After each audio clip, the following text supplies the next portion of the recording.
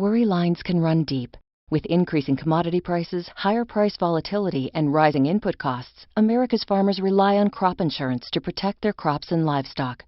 Crop insurance, providing peace of mind now and for the next generation of agriculture.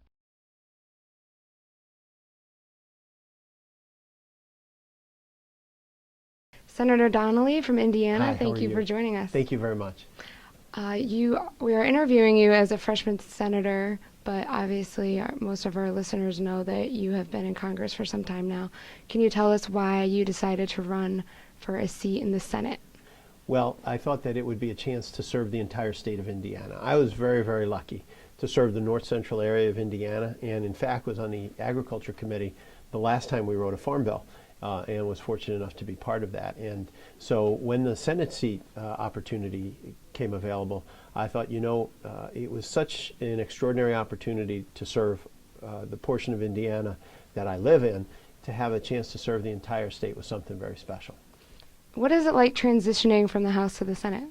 Oh, it's been terrific. One of the major differences, obviously, is we go from 435 members down to 100. So it is somewhat more personal, and all your relationships are very, very critical. That your word is your bond, and what's important is the chance to sit down and talk to one another to work on issues. So I am always working with other members on agricultural-related issues that are important not only to Indiana, but to our country, because we feed the world. Can you tell us a little bit about agriculture in Indiana and why it's important to the state? Oh, sure. It's an absolute bedrock of everything we do.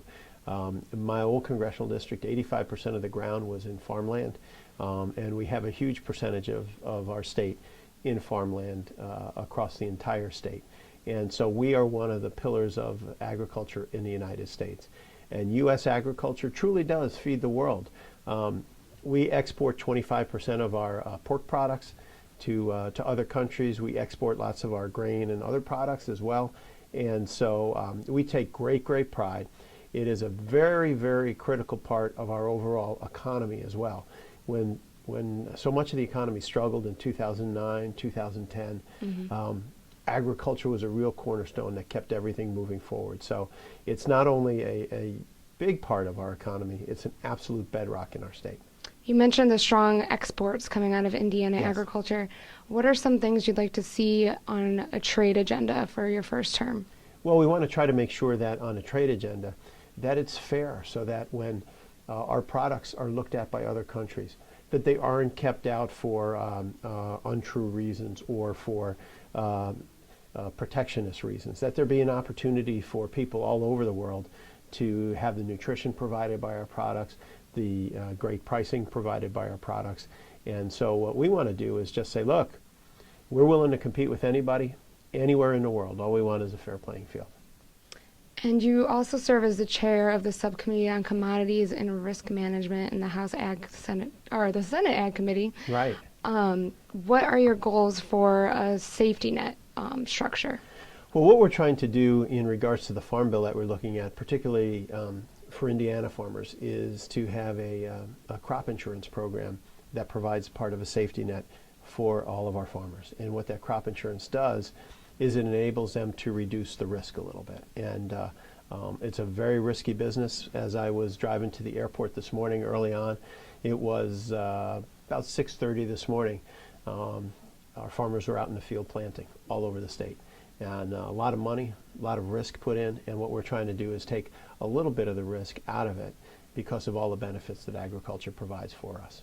Can you outline some specific goals you have for this term for ag policy? Oh, number one is to get a farm bill done. To have a 5-year farm bill that provides certainty, that has a strong crop insurance program, that, if necessary, has a significant farm flex program in it, so our farmers can have significant choices available to them, and that everybody in our country realizes just how critical agriculture is. So the Farm Bill is a cornerstone of what we're trying to get done right now. Number two is in the area of risk reduction, futures trading, all of those kind of things, is to make it so that it's focused on people who actually use and need the futures markets for their own financial security, such as an airline in regards to petroleum futures, such as our farmers in regards to laying off risk by locking in prices for their crops in the years ahead. In the past, in some areas like petroleum futures, it's been used almost as a casino. I'm not crazy about the casino element of it. What we want to try to do is make sure that it is risk reduction for actual organizations like our farmers and airlines and others who need to lock in certainty in pricing so they can have their business model succeed. And how do you bring those goals specifically to addressing the Dodd-Frank Act? What we're trying to do, Dodd-Frank, is to make sure that it doesn't affect our farmers, that it be applied to financial institutions, which is where it's focused on, and that our farmers and others be able to do the things they need to do in the futures markets and elsewhere, and that Dodd-Frank be used for the area it was intended for, which is financial institutions. Do you also have specific goals for your first term regarding domestic energy production? I do. We have to increase it. My goal is to see a whole lot more of it. Obviously with biodiesel, with ethanol, with wind, with solar, with oil, with nuclear, with coal, across the spectrum. When America is using American energy, it creates more wealth, it creates more jobs. It is critical for national security. We're not counting on Saudi Arabia. We're not counting on Middle Eastern countries. We're making it ourselves and putting people to work right here in America. We have a BP plant in Whiting, Indiana that has expanded over the last few years. And if you want to know the effect that going all in on American energy can have, just in that one plant alone, they're expanding the refinery there.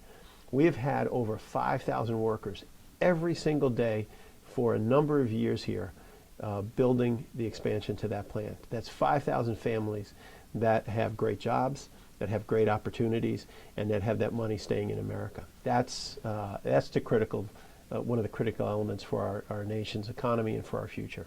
Is the Keystone Pipeline one of the keys to that goal? Oh, I think it's very important. I'm supportive of it. I think that we need to do it. I think it creates jobs, creates energy independence, and creates wealth right here in our country. And all of those are good. Finally, can you tell us a little bit about your background before you served in Congress and how that led you to serve in Congress? Sure. I ran a small business in South Bend, Indiana, or Mishawaka, Indiana, right next door. Was the president of one of the local school boards. And so just a typical American family, and had the chance. I was asked by a number of folks, hey, did you ever think of running for Congress? I was like, not lately.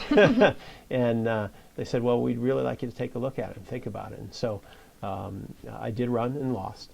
And they said, look, don't give up. You have something to contribute here. And it was never about me. It was about, can I help my country? Can I help make my country stronger? When I look at my kids and have a chance to try to put together for them a stronger country, a greater future, I thought I had an obligation to at least try. And so I was successful, and 6 years later, here I am in the United States Senate. So this is very much Mr. Smith goes to Washington. Finally, is there anything you'd like our viewers involved in agriculture to know about you that they might not know? Just that I'd love to come by at harvest time and help out. Okay, they might take you up on that. Thank you so much. Thank you very much.